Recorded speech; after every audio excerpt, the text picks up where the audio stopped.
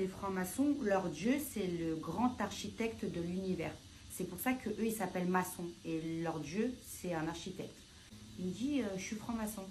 Et du coup, je lui dis, bah, c'est quoi un franc-maçon? Qu'est-ce que tu as fait pour être franc-maçon? Il me dit, bah, vas-y, je vais te donner un exemple. Tu as vu, j'avais pris une peine de prison de 8 ans. Et parce que je suis franc-maçon, je suis sortie au bout d'1 an. Donc, parce que j'ai connu un avocat qui a accéléré les procédures, etc. Et je lui dis, ah ouais, et tout, mais du coup, tu fais comment pour être franc-maçon? Il me dit, en gros, au début, tu dois passer un test de QI, tu vois. Et genre, tu as plein de questions.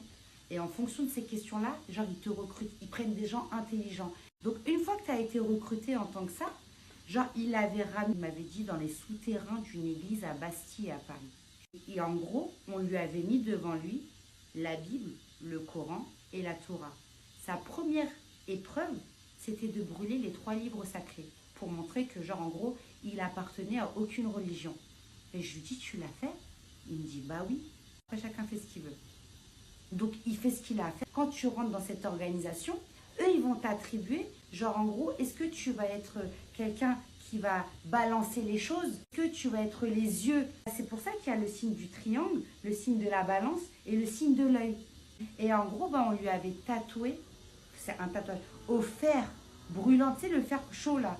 On lui avait tatoué ça au niveau de la cuisse, bébé, on lui avait fait le triangle, tu vois. Et du coup, il avait camouflé